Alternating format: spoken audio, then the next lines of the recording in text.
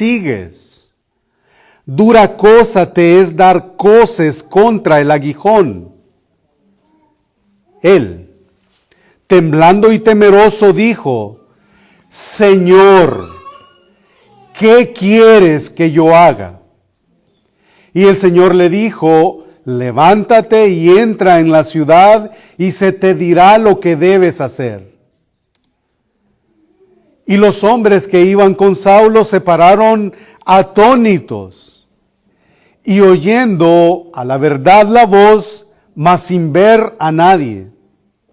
Entonces Saulo se levantó de tierra, y abriendo los ojos no veía a nadie.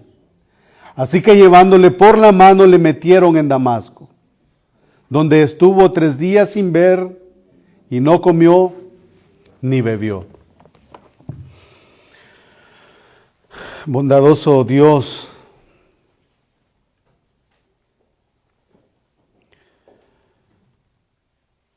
ayúdanos a entender estas verdades, a aplicarlas y a leer el caso de este hombre que perseguía a creyentes, aquellos que confesaban creer en ti, que profesaban fe en ti. Este hombre arrastró mujeres, hombres, metía presos, respiraba amenazas en contra de tus hijos. Pero qué gloriosa verdad nosotros encontramos acá, que sería un instrumento escogido, como el mismo texto lo dice. Así que, Señor, te pedimos que nos ayudes. En el nombre de Jesús oramos. Amén. Obviamente sabemos nosotros que hay historias en la vida, en la secularidad que marcan personajes que existieron en el pasado, dejando por un momento el registro bíblico. Hay personajes que marcan o han marcado el pasado. Y hay hombres que lo han hecho para bien, hay hombres que lo han hecho para mal. Y lo han hecho en diferentes ámbitos de la vida, en la política, en la religión, en el deporte, en la ciencia. Y al ver la vida de este hombre, Saulo, sin duda alguna, ese encuentro que este hombre tuvo con Jesús, camino a Damasco, cambió la historia de la humanidad. No por él, sino lo que Dios haría a través de él. Un hombre que ha servido de ejemplo y que es de escuela para muchos. Muchos de aquellos hombres que ahora predican y fielmente predican el Evangelio, Pablo es un ejemplo para ellos, es un ejemplo para cada uno de nosotros. Y es difícil entender cómo es que un hombre tan ensañado en contra de la iglesia pueda después estarnos enseñando acerca de la unidad de la iglesia, pueda estarnos enseñando acerca del amor de Jesús. Eso solo Dios lo hace. Y si lo queremos ejemplificar un poco más y sentirlo un poco más, pellízquese y diga: ¿qué hice yo? Varias veces yo he dicho, ¿qué hicimos nosotros para estar sentados acá? Y varias veces yo me he preguntado, Señor, ¿por qué a mí?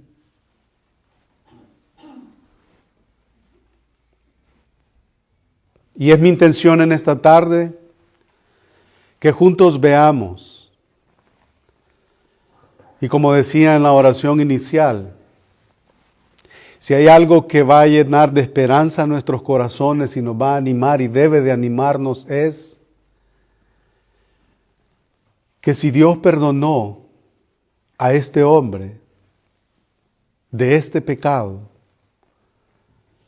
si hay alguien que esté entre nosotros o alguien que va a escuchar lo que va a escuchar en esta tarde, si se toma el tiempo de escucharnos, sin importar el pecado cuán negro pueda ser,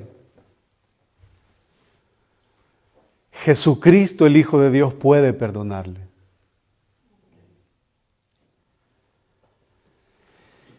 Al iniciar este capítulo, Lucas está dejando atrás lo que tenía que decirnos acerca de Esteban, acerca de Felipe. Ya ustedes lo vieron conmigo y de ahora en adelante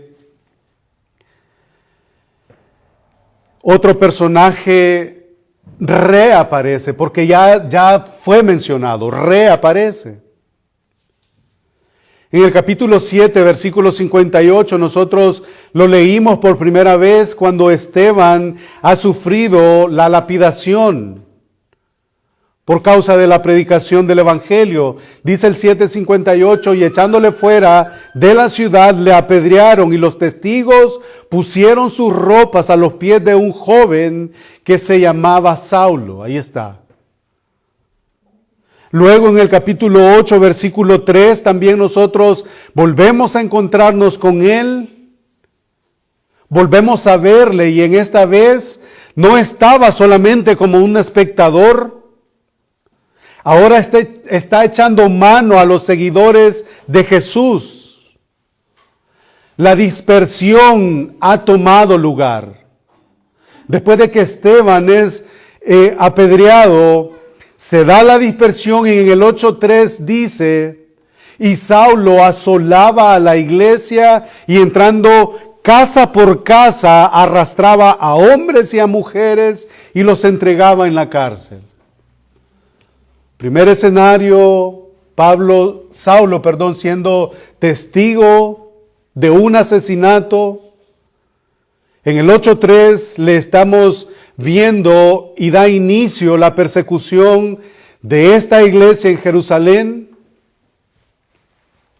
Y si esos dos escenarios, en esas dos ocasiones, la presencia de este hombre requería de mucho cuidado, requería de mucho tacto para ver dónde había de caminar el cristiano, el creyente.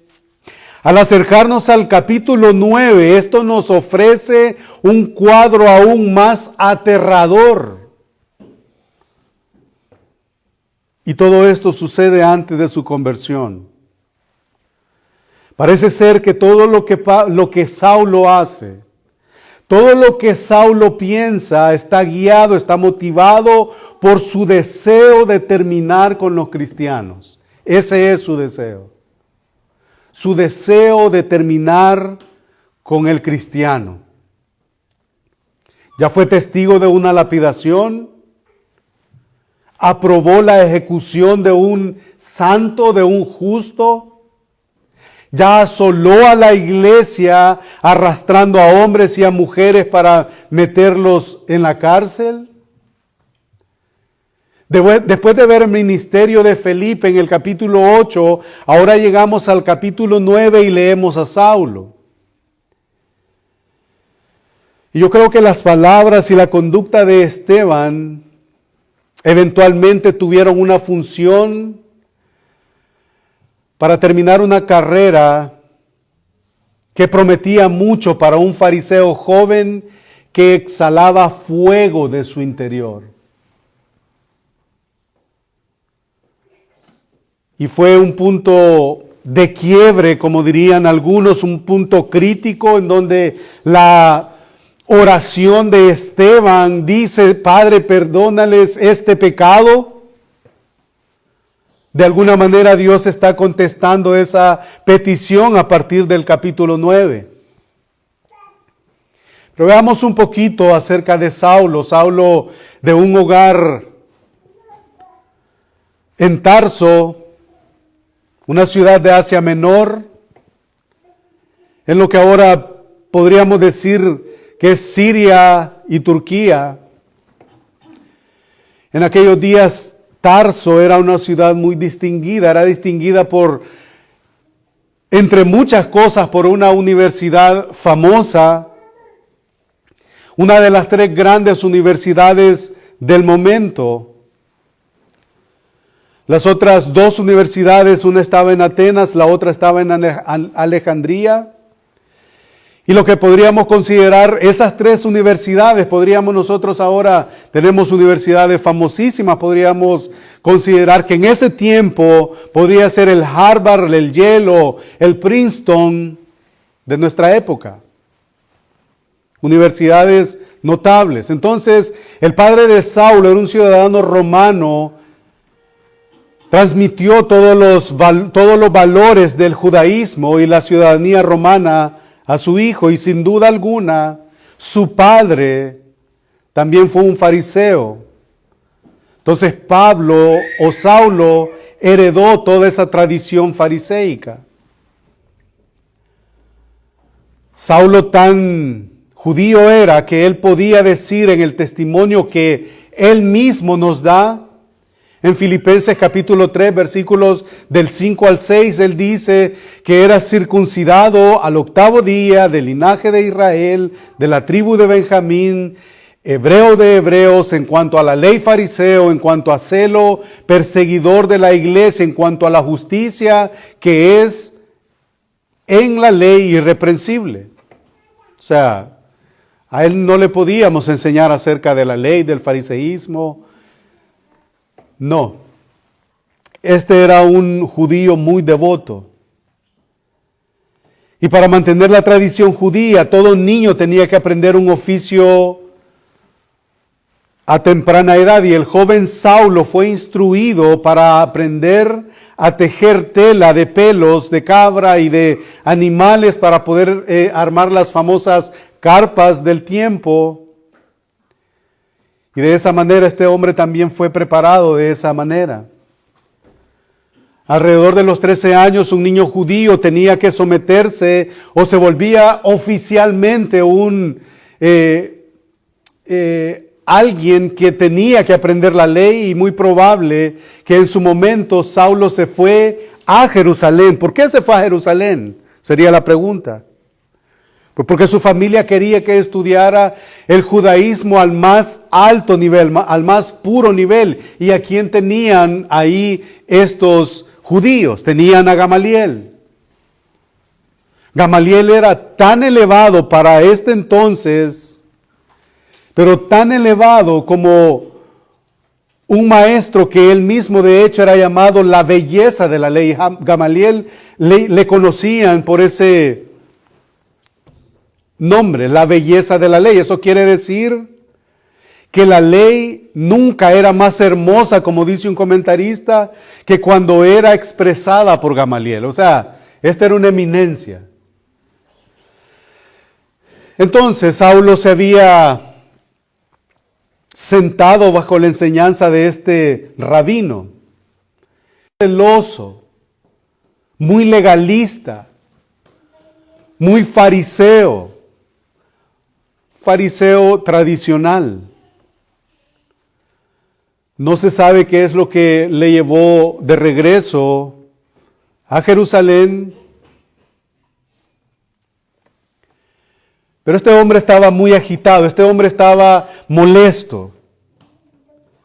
Y la razón y la pregunta sería, ¿por qué este hombre está tan enojado? ¿Por qué este hombre está tan celoso? Él es un judío que viene de fuera de Israel, es como se le conoce en un término más técnico, un helenista. Viene de fuera. está enojado, está celoso. De manera que al ver todo el registro, Esteban ha estado circulando entre las sinagogas en Jerusalén y ha estado predicando a Jesucristo, congregando a un gran número de judíos para que vengan a oír acerca de aquel que acaba de salvar a Esteban, Cristo. Hay convertidos. El mensaje del Evangelio, recuerdan, ya ha tomado fuerza. Tanto ha sido la fuerza que ha tomado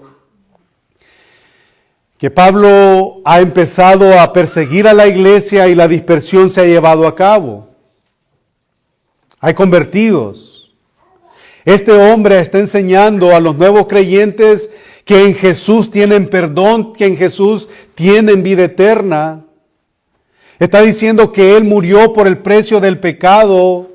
Está diciendo y enseñando que Jesucristo, el Hijo de Dios, ha resucitado de entre los muertos para proveer salvación. Y Él continúa predicando a este Cristo crucificado. Y ese es el mensaje que nosotros hemos visto hasta hoy.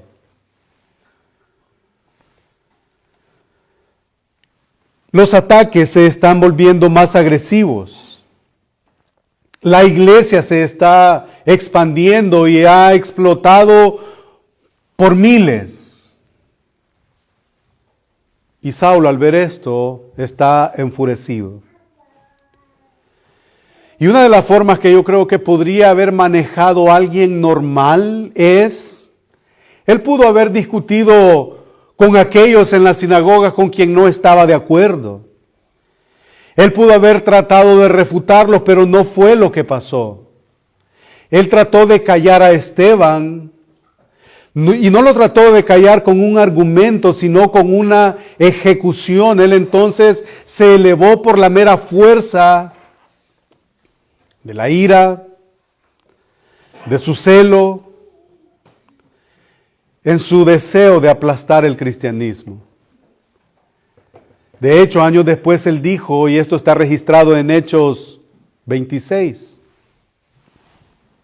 Él dice, Hechos 26, capítulo 26 del 9 al 11, yo ciertamente había creído mi deber hacer muchas cosas contra el nombre de Jesús de Nazaret. Eso es lo que él quería. Y ciertamente había creído mi deber hacer muchas cosas contra el nombre de Jesús de Nazaret, lo cual también hice en Jerusalén. Yo encerré en cárceles a muchos de los santos, habiendo recibido poderes de los principales sacerdotes, y cuando los mataron, yo di mi voto. Nosotros solamente tenemos el registro de Esteban. Pero aquí este hombre está diciendo, y cuando los mataron, habla de un número mayor. Yo di mi voto. Y muchas veces castigándolos en todas las sinagogas. Mire lo que hacía este hombre. Pensemos en Saulo, no pensemos en Pablo. Este hombre, mire lo que hacía. Y muchas veces castigándolos en todas las sinagogas, los forcé a blasfemar. ¿Qué implicaba el forzar a blasfemar a estos hombres y a estas mujeres? ¿Los torturaba? ¿Los garroteaba? O sea, ¿qué hacía?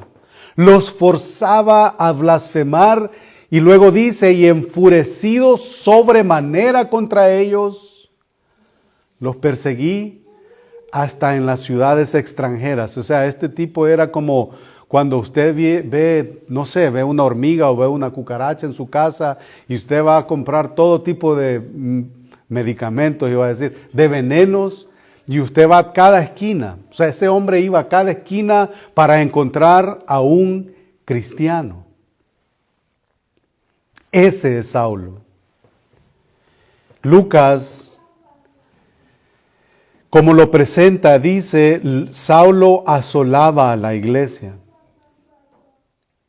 Y esa palabra describe, eso de asolar, describe a un animal salvaje, a un animal que está fuera de control. Después de quitar de manera exitosa de Jerusalén a aquellos que él creía que eran herejes, amenazando la religión verdadera del judaísmo. Según él mismo decidió que los perseguiría. Y no fue suficiente que se fueran de Jerusalén. O sea, no fue suficiente, ok, matamos a Esteban, ahí está la ropa, voy a perseguir aquí dentro de Jerusalén a los cristianos y los voy a arrastrar, hombres, mujeres, no importa, los meto presos. No fue suficiente eso. Él quería acabar con ellos, quería cazarlos en donde quiera que ellos estuvieran. Él oyó de un grupo posiblemente que se había ido a Damasco y él aseguró tener el permiso en sus manos de las élites religiosas del momento para ir allá a Damasco. Y ahí es donde retomamos el texto en el capítulo 9. Saulo, respirando amenazas de muerte contra los discípulos del Señor, vino al sumo sacerdote y le pidió cartas para la sinagoga de Damasco, a fin de que hallase algunos hombres y mujeres de este camino, los trajese presos a Jerusalén. Versículos 1 y 2. Pablo inicia una campaña feroz, persiguiendo a estos creyentes. Él va a comenzar como lo que nosotros conocemos, como lo conocemos ahora, va a empezar una redada, por así decirlo, en esta ciudad de Damasco.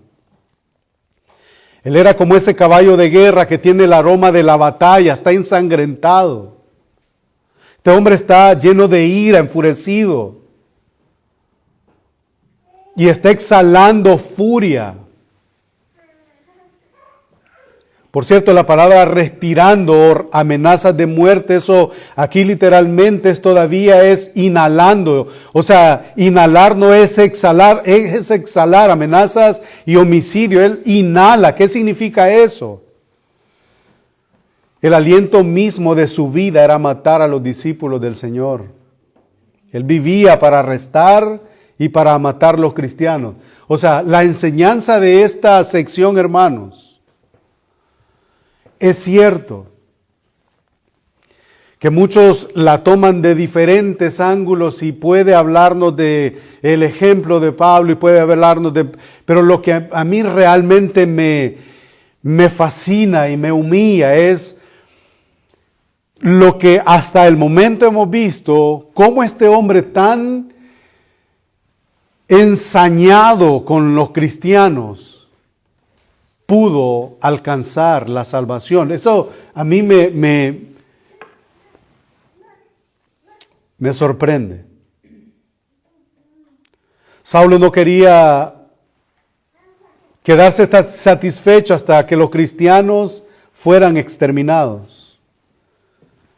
Desde los aprendices, desde los discípulos, todos los seguidores de Jesús, él estaba buscándolos a todos. Entonces, queriendo encontrar a alguno que perteneciera al camino, a cualquiera, no solo en Jerusalén, sino donde fueran, emprende un camino a Damasco. Él se da cuenta que allá, de hecho, hay un hermano que está predicando, de nombre Ananías. Más adelante lo vamos a ver. Erradicar era su objetivo. Pero en ese deseo de erradicar a los cristianos, inició un viaje. Un viaje, hermanos, amada iglesia, que cambiaría al mundo. Él era tan respetado entre las autoridades judías que él consiguió permiso de ellos para llevar su guerra a las ciudades lejanas. Esa es la razón por la que el capítulo 26, versículo 12 dice: ocupado en esto, iba yo a Damasco con poderes y en comisión de los principales sacerdotes. Este hombre no iba solo, el texto lo dice. El sumo sacerdote, como presidente del Sanedrín, era la cabeza del Estado judío en términos de asuntos internos, y su autoridad era respaldada por el poder romano, y él actuaba como el que tenía autoridad absoluta para autorizar a Pablo. Con esa autoridad iba Saulo para Damasco. Y nada más como comentario, Damasco en tiempos antiguos era llamada por un escritor un puñado de perlas y esmeraldas. ¿Por qué era llamado o conocido así Damasco? Porque era una ciudad hermosa, blanca, en un área verde de planicies y árboles. Los orientales solían llamar a Damasco el paraíso sobre la tierra. Para ahí iba Pablo. Y así es como todo comenzó. Y también es probable que había un líder cristiano que había llegado a la fe en Cristo y estaba guiando a estos judíos que se acercaban y se convertían al Señor. Y ya lo mencioné yo, su nombre es o era Ananías. Lo vamos a ver en el versículo 10. Es él quien recibe aquella orden. Es él quien de alguna manera, por lo que dice, él dice, de este hombre se dicen muchas cosas. Lo vamos a ver más adelante. Presenta cierto, no sé si llamarle temor, pero él dice en el versículo 10, había entonces en Damasco un discípulo llamado Ananías, a quien el Señor le dijo en visión, Ananías, y él respondió, heme aquí, Señor. Y el Señor le dijo, levántate y ve a la calle que se llama Derecha y busca en casa de Judas a uno llamado Saulo de Tarso, porque he aquí que él ora. Él ora. Ya después de haberlo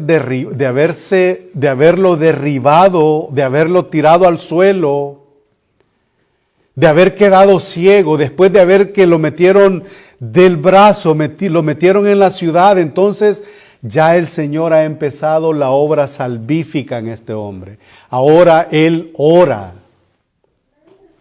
Ahora él ya no persigue la iglesia, él ora. Pablo escuchó que habían cristianos en Damasco, son identificados, hombres y mujeres eran perseguidos. Pablo también se refiere en este término en su testimonio en el capítulo 22, porque de aquí en adelante vamos a ver a Pablo prácticamente frecuentemente lo vamos a encontrar en el libro de los Hechos. Por ejemplo, en el capítulo 22, él está presentando su defensa. Y en esa defensa, en el capítulo 22, él dice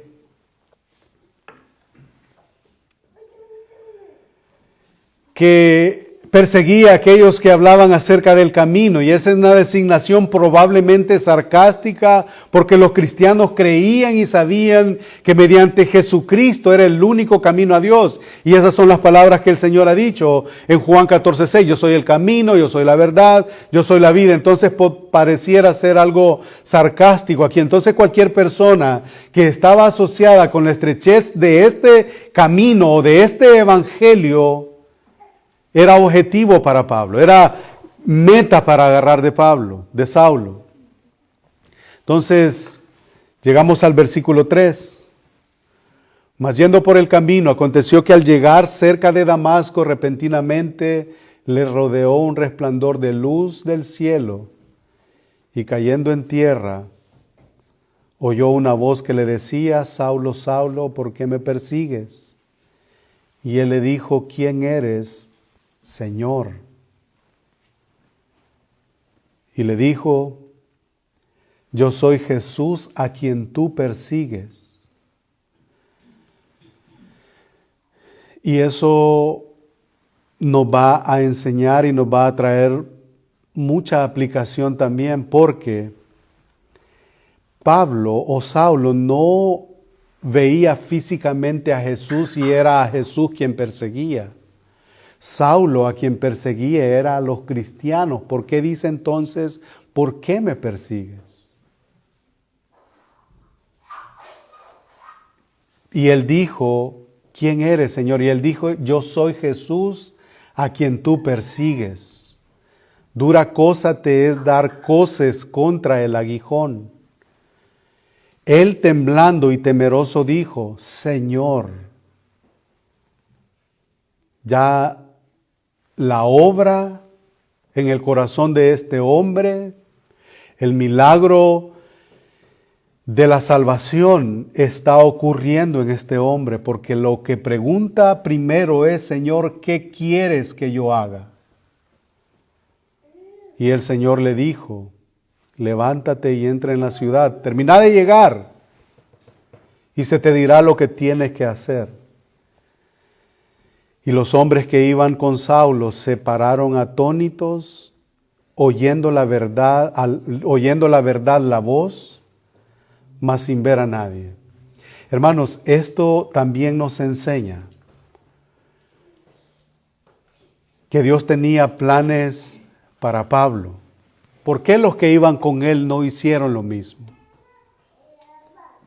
¿Por qué los que iban con él no responden de la misma manera? ¿O por qué Dios no se refiere a ellos o no se dirige a ellos? Ellos lo único que hicieron fue ser instrumentos para llevar y meter a Pablo por la mano, y le metieron en Damasco, donde estuvo 3 días sin ver y no comió ni bebió. Esto fue un cambio de planes. Un cambio de planes que ocurrió en su vida y que ocurrió en la mía. Un cambio de planes que cambió la historia del evangelio, del cristianismo, perdón, no del evangelio, del cristianismo. ¿Qué tenemos aquí? Un viaje que cambió todo. Este hombre se encontró con el Señor Jesucristo y entonces vino su conversión. Y yo no sé si el tiempo nos va a dar para tocar por lo menos unas 4 características de la conversión de Pablo.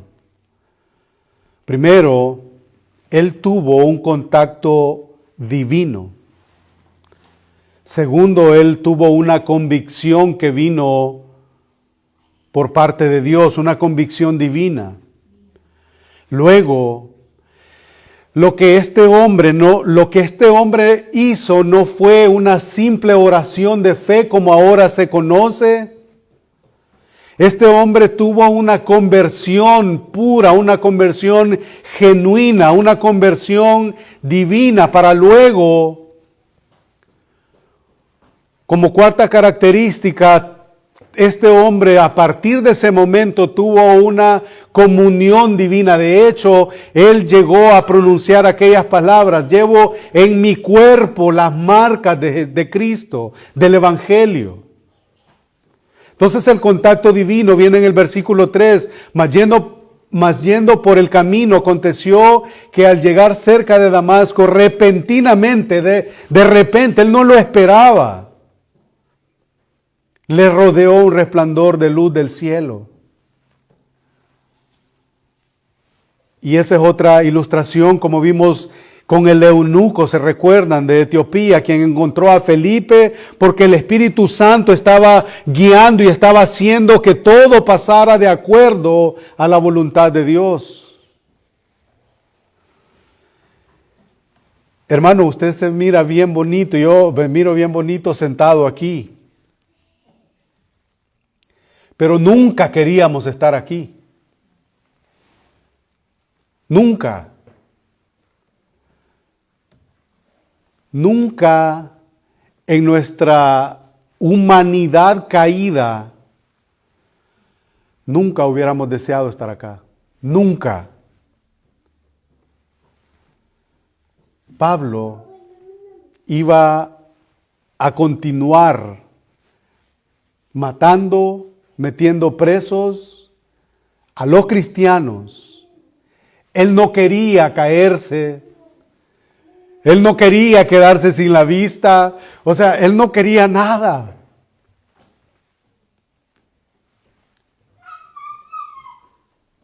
Pero Dios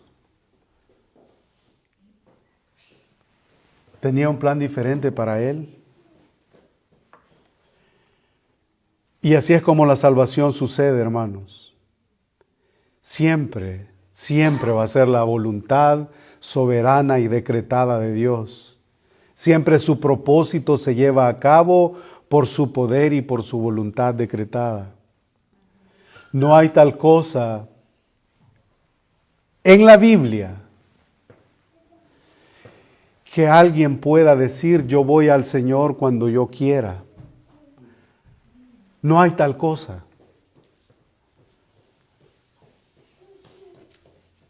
Dios tiene misericordia de quien Él quiere tener misericordia y Él se compadece de quien Él quiere compadecerse. Es una verdad que es fácil de entender, pero como dice el pastor Núñez, difícil de tragar. Porque el control lo quiero tener yo. Así que, en el caso de Saulo, fue especial, fue diferente, es un acto soberano de Dios para Saulo. Estamos de acuerdo que toda persona que es salva debido a una obra soberana de Dios, pero no todos tenemos este tipo de experiencia como la tuvo Pablo. No la tuve yo, tampoco la tuvo usted. A Pablo se le apareció, lo tiraron al piso y le hablaron. Una voz apareció, un brillo sobrenatural apareció en el cielo. No pasó con usted, no pasó conmigo. El caso de Saulo, el Señor lo llamó con una experiencia refulgente, aplastante, devastadora. Y si tomamos lo que aprendemos del capítulo 22 y el capítulo 26, donde lo vamos a ver más adelante, se pueden incluir más detalles. Pero esos capítulos donde Pablo está contando acerca de su conversión, nos dicen que era el mediodía. Revisen el 22 y el 26 durante la semana. Él dice que estaba a la hora del mediodía, el sol estaba en su cúspide, en su ápice. Y si hemos estado, alguno de nosotros, al mediodía, cuando el cielo está azulito, eso es clarísimo, es fuerte, es brillante. Pero en esta ocasión hubo algo mucho más brillante, porque leemos más adelante, acá mismo en el libro de los Hechos, que una luz resplandeció por encima del brillo del sol, brillando alrededor de Pablo y de todos aquellos que viajaban con él. Una luz brillante, más brillante que el sol. Esto está en medio de ellos. Pablo y todos los que con él iban colapsaron ante ese brillo, ante esa luz. Caen al suelo aterrados. ¿Qué pasa aquí? También el libro de los Hechos nos dice más adelante que fue una luz del cielo. Una luz del cielo que los rodeó con su resplandor. Milagrosa, sobrenatural, trascendió el brillo del sol del mediodía, ¿se imaginan? Capítulo 26, versículo 12. Ocupado en esto, iba yo a Damasco con poderes y en comisión de los principales sacerdotes. En comisión, eso nos da la idea que no iba solo.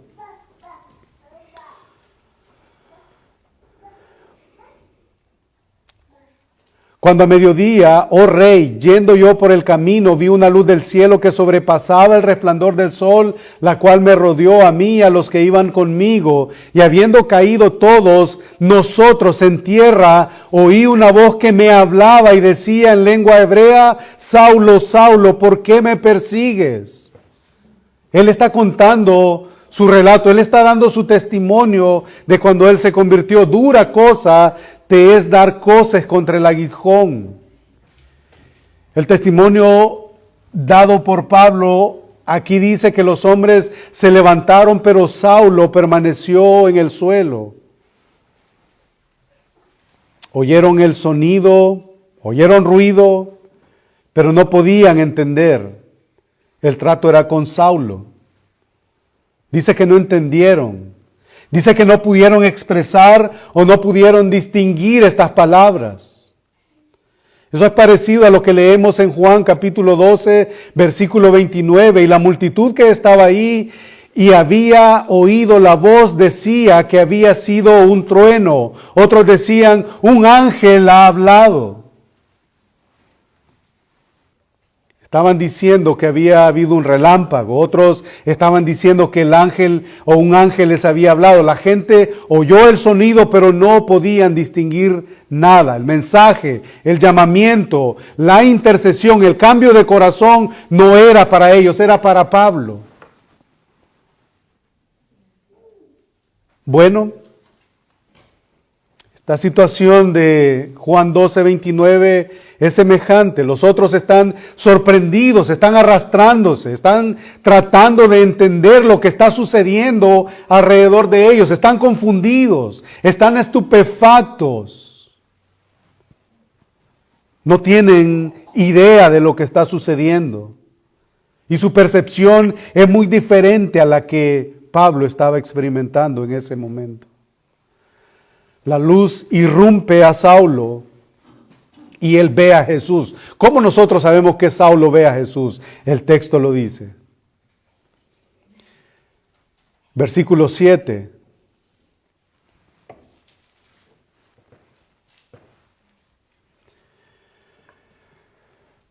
Y los hombres que iban con Saulo se pararon atónitos y oyendo la voz, pero sin ver a nadie.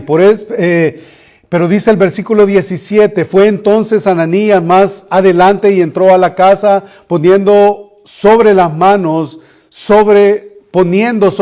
dijo, fue entonces Ananías y entró en la casa y poniendo sobre él las manos dijo, hermano Saulo, el Señor Jesús se te apareció en el camino por donde venías. Y me ha enviado para que recibas la vista y seas lleno del Espíritu Santo. Y ahí lo tenemos. Ahí tenemos este escenario magnífico en donde Pablo es atrapado por el Salvador. Pablo vio al Señor. ¿Qué significa eso? No podemos ir más allá de lo que la Escritura dice.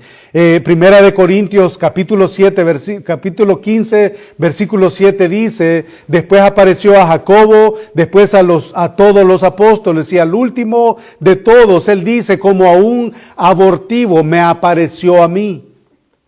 Él vio al Cristo glorificado, él vio al Cristo saliendo de en medio de esa luz refulgente que brillaba. Entonces, Esteban vio el cielo abierto, también se recuerdan. Él vio a Jesús estando de pie a la diestra de Dios. En el capítulo 7 nosotros vimos esto, los cielos son abiertos una vez más para este hombre homicida llamado Saulo. Y ahí lo tenemos. Los cielos abiertos. Y se recuerda usted de la oración de Esteban. Señor, no tomes en cuenta este pecado.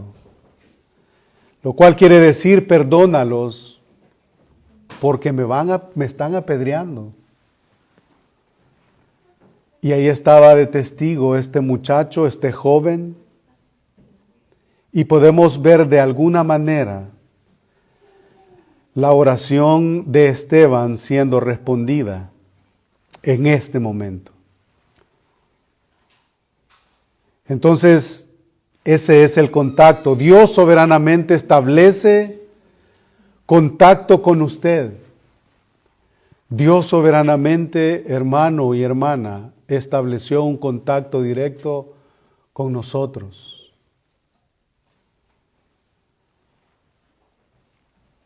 Saulo iba en dirección a un camino sin idea alguna, que le iba a tocar dar una vuelta en dirección opuesta. Y Dios lo hizo. Él tuvo un contacto divino. Lo vemos en el versículo 4 y después llegamos a una convicción divina. Y esto es muy interesante, la convicción divina es llevar a una persona a la salvación. Eso, ahí sucede que hay un contacto iniciado por parte de Dios y después está la convicción de pecado. En donde hay una salvación genuina, hay una potencia demoledora en esa convicción. Versículo 4, y dice, cayendo en tierra, oyó una voz que decía, Saulo, Saulo, ¿por qué me persigues? Él no sabe lo que está pasando. Obviamente, él no tiene idea de lo que está pasando. Él está a los pies de su conquistador. Él está postrado. Él está en la posición correcta. Está postrado reconociendo, Señor, Señor, ¿qué quieres que haga? Es interesante que en los escritos de Lucas, la repetición de un nombre nos tienen que decir algo. ¿Cómo aparecen? ¿Qué implican las repeticiones? Y parece ser que suenan como alguna reprensión, alguna advertencia. ¿Se recuerdan cuando Marta está afanada? Marta, Marta, ¿afanada estás? ¿Se recuerdan también cuando Jesucristo está viendo todo lo que está sucediendo y dice, Jerusalén, Jerusalén? ¿Se recuerdan también en aquella ocasión cuando está Pedro ahí, Simón, Simón? Y aquí ocurre lo mismo. Saulo, Saulo, ¿por qué me persigues? Hay algo en esa repetición. ¿Por qué me persigues? ¿Por qué razón me persigues? Jesús ni siquiera estaba ahí. ¿Cómo es de que está persiguiendo a Jesús? Si Jesús está de regreso en el cielo. Pero nuestro Señor identifica para nosotros una realidad que tiene que ser muy especial para nosotros. De que perseguir a cualquiera de los suyos es perseguirlo a Él. Perseguir a cualquier cristiano es perseguir al Señor. Él es inseparable de nosotros. Él está ligado con todos los miembros de su cuerpo de tal manera que todo ataque que es dirigido en contra suya o en contra mía es un ataque abierto en contra del mismo Dios. Él está identificado con nosotros. Saulo estaba atacando a Jesús y más adelante en su vida él diría con gusto, estoy aceptando ahora los ataques que fueron dirigidos a él, llevo en mi cuerpo las marcas de Cristo. Eso iba a ser pronunciado por él mismo. Entonces Saulo aprendió esta gran verdad que él pronto enseñó y que él después habría de enseñar, que todo miembro del cuerpo de Cristo es un miembro perteneciente a la familia de Dios. Es uno con Cristo. Cristo es la cabeza gloriosa y nosotros somos el cuerpo como creyentes. Entonces, en ese sentido es que Saulo perseguía al mismo Cristo. Saulo estaba persiguiendo a Jesús cuando él persiguió a su pueblo. Él es confrontado con el verdadero punto y tenemos que entender esto, que Pablo fue confrontado, y aquí hay un punto en especial. Cuando Dios inicia la salvación, inmediatamente usted y yo necesitamos ir a un punto que realmente importa, y el punto que importa es, y es afirmado aquí, me estás persiguiendo a mí, pero ¿por qué lo haces? Y el punto es, porque usted está tratando a Jesús como lo trata. Aquí me surge la pregunta, y lo decía temprano cuando orábamos, y decimos, qué malo era Pablo, cómo perseguía a la iglesia. Y ya, como dije, perseguir a la iglesia es perseguir al mismo Dios o es atacar al mismo Dios. Entonces cualquiera de nosotros, como pues yo también lo decía, Pablo persiguiendo a estos hermanos y qué hacen de malos, si están cantando, están ahí reuniéndose. Pero hermano, no solamente atacando a los cristianos es que nosotros, o que Cristo es atacado, que la iglesia es atacada. Hay muchas maneras en las que usted y yo pudiéramos haber estado o alguien pudiera estar persiguiendo a la iglesia, a los cristianos. ¿Cómo tratamos nosotros a la iglesia? ¿Qué significa la iglesia para usted y para mí? La iglesia es cada hermano, cada creyente, no es este edificio, es cada creyente. Entonces, ¿cómo yo veo a la iglesia? ¿Veo a la iglesia como un lugar de turismo? ¿Veo a la iglesia como un lugar en donde yo puedo llegar y, verla como, hermanos, esta es la iglesia por la que Cristo murió? ¿Cómo la mira usted? No necesitamos andar persiguiendo a nadie. ¿Cómo miramos este cuerpo? ¿Cómo nosotros nos percibimos como iglesia? ¿Cómo vemos a la iglesia entonces? Hay muchos pecados en el mundo, pero el pecado que es el más grave, podríamos decir, todos son graves, pero creo que hay uno que es el que marca la pauta entre el cielo y el infierno, y es el pecado de rechazar a Cristo. Y lo que importa para la convicción divina, para la que Pablo tuvo, no es que un hombre sea mentiroso. Alguien puede ser mentiroso y no por eso va a ir al infierno, ya va a pensar algunas cosas extras, pero déjenme continuar. El hombre no va a ir al infierno o la mujer no va a ir al infierno porque es una mujer o un hombre cruel que no es amable, que es un inmoral, que es un ladrón. El hombre, hermanos, va a ir al infierno porque el pecado más grande que pudiera existir es rechazar a Cristo. No hay otro. Lo que importa para la convicción divina no es que un hombre sea un mentiroso, no es que una mujer sea cruel, no es que no sea amable o que no es eso. El crimen por lo que la gente es condenada al infierno es el rechazo hacia Cristo. En 1 Corintios 16:22 dice: el que no amare al Señor Jesucristo sea maldito, sea anatema. El Señor viene. Entonces, si alguno no amare al Señor Jesucristo, sea condenado, maldecido. Presentado y se presenta a lo largo de las Escrituras. Él es el gran yo soy. Yo soy el que soy. Y ahí dice, yo soy. Él nunca había visto antes a Jesús. Y si lo hubiera visto antes, sin la intervención divina, no lo reconoce. Él rápidamente descubre que él ha sido condenado por perseguir a la iglesia y ahora está reconociendo que Él es Señor. ¿Quién eres, Señor? Y eso es lo que usted y yo diríamos.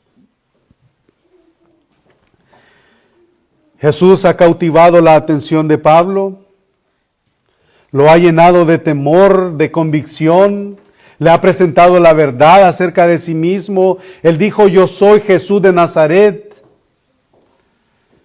Eso no es suficiente para ser salvo. Yo soy Jesús de Nazaret. Ni siquiera es suficiente decir que puede ayudarnos aunque sea un poco, no. Ahora, Saulo conocía muy bien el evangelio cristiano de oídas. Él era un teólogo muy preparado. Fue debido a la herejía que él estaba matando a las personas. Él sabía qué estaba diciendo, él sabía lo que estaban proclamando a este nombre como el Mesías. Ese fue el Hijo de Dios. Él era el Hijo de Dios y la verdad horrenda ha cautivado el alma de este hombre. Jesús está vivo. Él es el Hijo de Dios. ¿Quién eres, Señor? Él es aquel que desde la gloria estaba al pie de la diestra de Dios, quien estaba haciendo una intervención divina, cambiando el corazón de piedra por el de carne. La conversión de Pablo es sorprendente, que la mente humana no puede recibir, no puede aceptar. Su salvación, hermanos, es algo que la gente no se explica. Los ateos no pueden explicarlo. Y encontré algunas afirmaciones de ellos porque no creen la obra que Dios hace en el corazón de un hombre como este o de un hombre o una mujer como usted y como yo. Hay un ateo de nombre Renan, un ateo francés, que dice con respecto a este momento de Pablo, fue una consecuencia que estaba incómoda por los nervios tensos, fatiga del viaje, los ojos inflamados por el sol caliente y un golpe repentino de fiebre que produjo alucinaciones a Pablo. O sea, no lo pueden entender. Luego otros escritores dicen que fue una tormenta eléctrica la que azotó ese día y en temor él imaginó que vio a Jesús porque él sintió tanta culpabilidad por lo que él estaba haciendo a los seguidores de Jesús. Y hay una postura muy popular que él sufrió de epilepsia. O sea, todas estas cosas se formulan alrededor de la experiencia de Pablo. Pero eso es ridículo.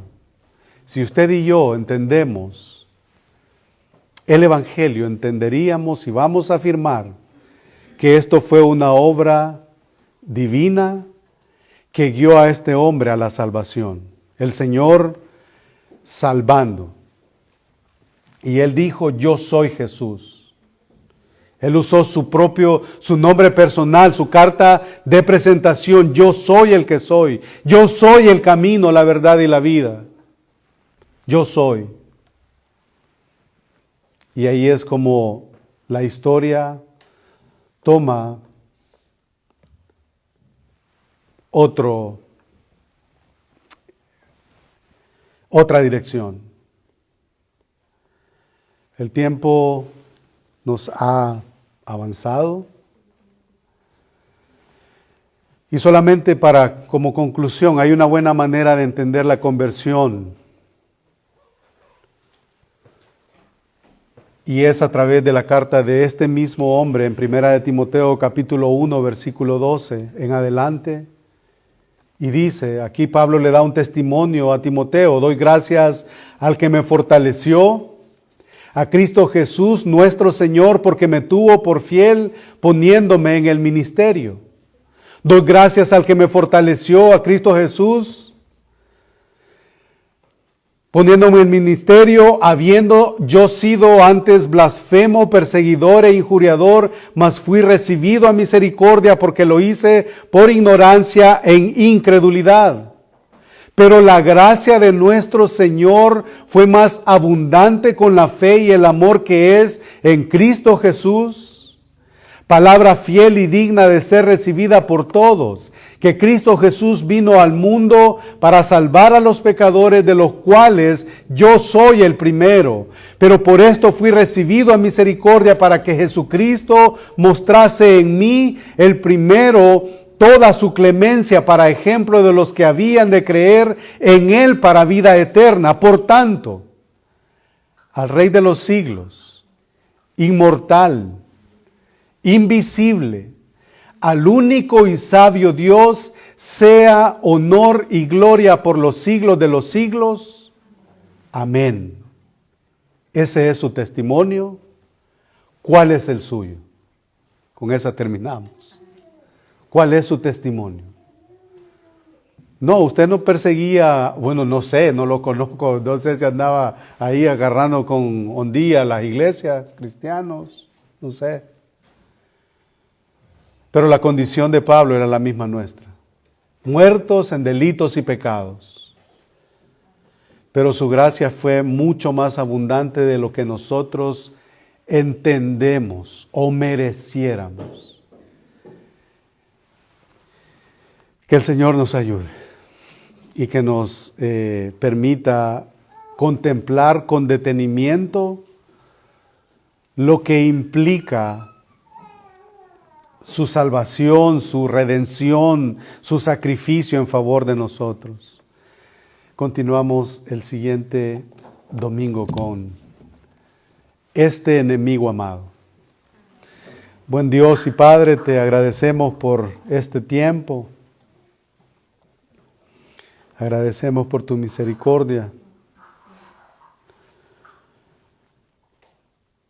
Cuando nuestras faltas son muchas, tu gracia es mayor. Y solamente, Señor, te rogamos que tu Espíritu Santo nos ayude a vivir vidas conforme a un Hijo tuyo, que exhiban el Evangelio. Te agradecemos, Señor, por la enseñanza de este texto, que no importa, Señor, la inmundicia o la gravedad, Señor, de nuestra vida pasada. Tu gracia, Señor, es infinita y no la podemos comprender. Gracias, Señor, por tanta misericordia que nos has extendido, Señor. Permite que la semana que vamos a iniciar, que pueda ser de mucho gozo y de que podamos, Señor, ir por los lugares, Señor, que andamos como dignos embajadores, Señor, de tu iglesia acá en la tierra.